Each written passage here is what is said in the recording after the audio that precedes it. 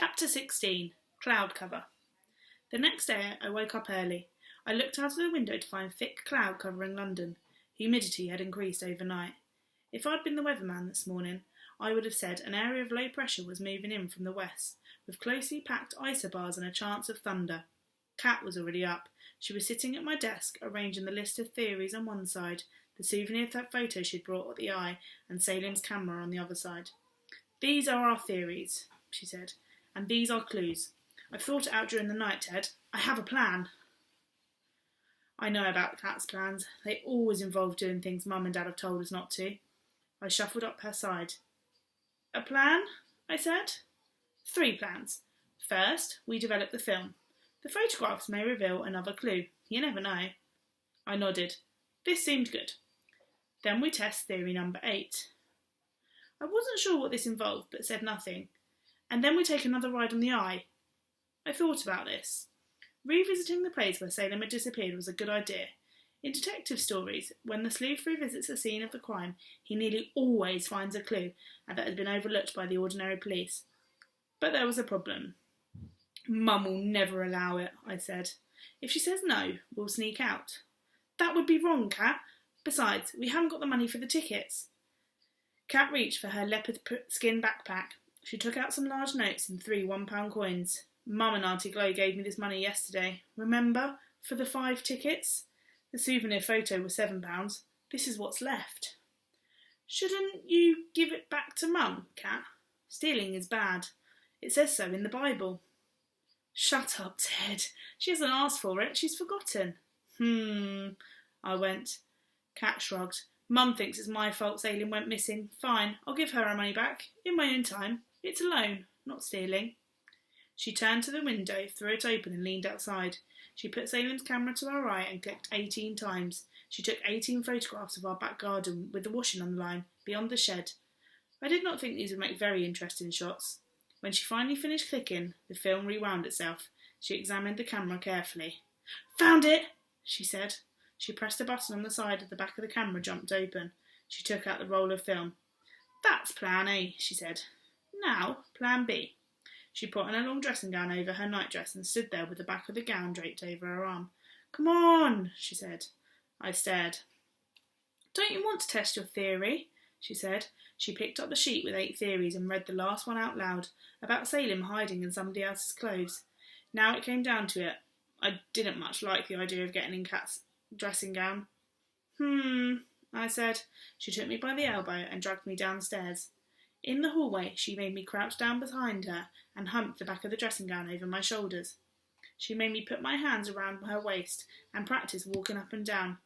Then we walked into the kitchen. It reminded me of the time Dad had played the back half of a donkey in a school pantomime. I could hear, but not see, that Mum was washing up the glasses from the night before. She must have looked around. "Hello, Kat," she said. Her voice had a sighing sound in it. "What on earth's Ted doing up the back of your dressing gown?" I got out and stood up, blinking. "Told you," said Kat. "Is this some kind of joke?" Mum said. "We were checking a theory of mine, Mum. How about Salim might have left the pod without us noticing? It's only 1 of 8. Mum looked at me and she looked at Kat. A grimy glass was in her hand. It dropped back into the suds. She took off her rubber gloves. "Kat," she said, "can you finish this?" Her words were ordinary, but her face was Siberian permafrost. Kat took the washing up without saying a word. Mum went through to the living room and sat there, very still. "Ted," she called, "I want to talk to you." I was in trouble. I didn't know why. I said, going through, standing before her. "Ted," she said. Her left hand stroked her forehead. "You and your theory. Salim's gone missing, Ted. It's not a game." "Not a game?" I repeated. "I don't think you realise how serious it is." "Serious," I agreed. "Don't keep repeating what I say." "Don't grunt. I told you about that before, remember?" Sorry. And remember to look at me properly when I'm talking to you." I concentrated on making my eyes move so that instead of looking at Mum's shoulder, I was looking at her face. Her eyes were small and her skin was white and her lips were turned down. "Ted," she leaned over and touched my hand. "Just think for a minute. What if Auntie Glo had seen you? What would she have felt?" My hand started to shake. But Mum, we've got these 8 theories. There's 8 of them, and Ted, no. My head went off to one side. I checked out the swirls on the carpet. My hand flapped harder. Mum's usually the one that understands me in this house. She stuck up for me countless times when I tried to explain my theories about weather systems or another remarkable phenomenon of the universe. And Cat tells me to shut up. It's Mum who tells Cat not to be rude. But since Salem disappeared, it had been the other way round. Cat was listening, Mum wasn't. I could hear Cat in the kitchen. Plates and pans clattered. I did something I'd never done before. I didn't answer Mum. I didn't even go, I went back into the kitchen. I picked up a glass from the drainer board and smashed it on the floor. Cat looked at me, eyes wide. God, what's next? Mum wailed, coming through to the kitchen after me. Our best crystal? Sorry, Mum, Cat said. It was my fault, not Ted's. It slipped. But Mum had seen it happen. We all looked at the glass on the floor and I and my hand flapped and I didn't stop it and Mum didn't tell me to stop it. She looked on in silence while Cat got out the dustpan and brush and swept up the mess. She sat on the chair at the kitchen table, her head in her hands. I knew I'd made her sad and I wanted to go back to my room. Then Dad came in. He was wearing jeans and an old shirt, which meant he thought it was the weekend and he didn't have to go to work. Although he did, because it was Tuesday.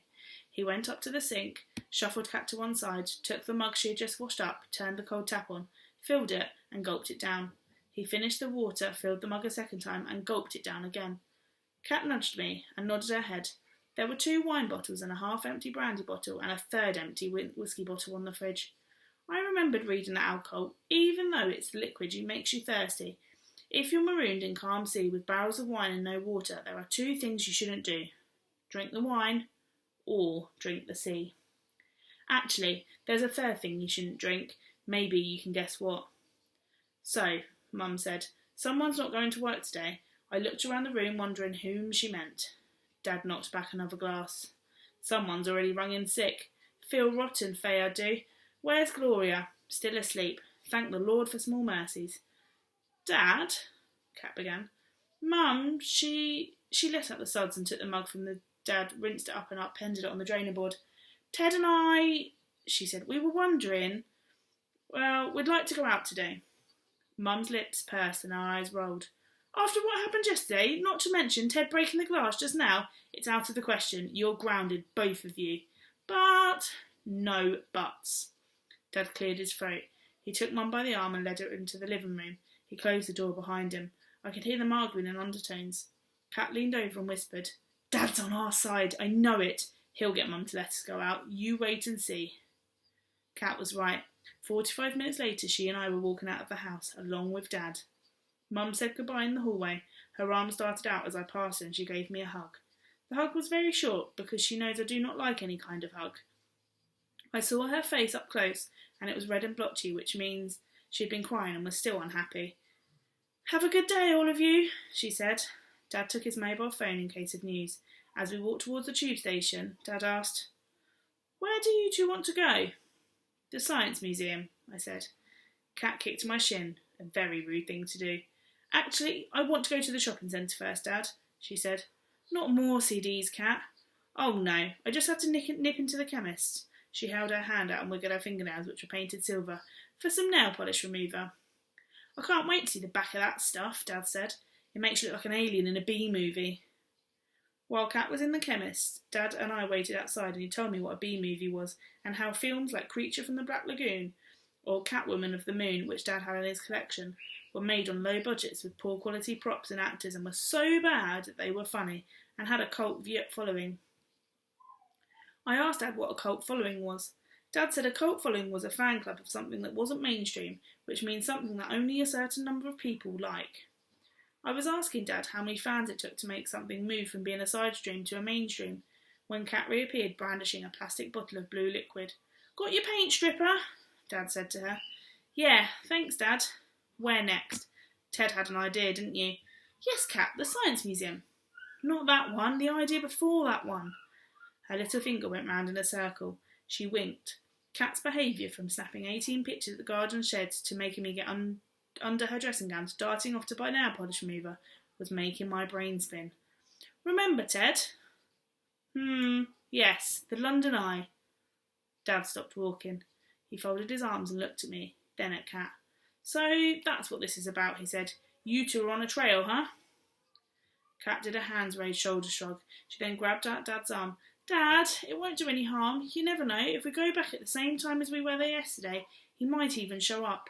He might not know we were way back to the house. But anybody could find the eye again, wherever they'd got to.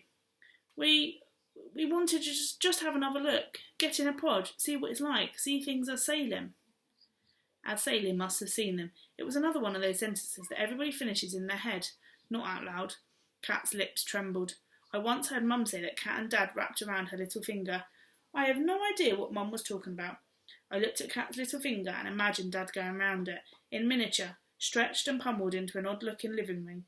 Dad drew Kat towards him and gave her a squeeze. It's really hard, Kitten, I know, he said. Kitten is what Dad calls Kat when she was small. He looked up at the sky. The eye it is. There's a lot of cloud, which is good and bad. Why bad? Said Kat. We won't see that far. Why good? Because it won't be too crowded, Ted, which means we won't have to wait long in the queue. Let's go.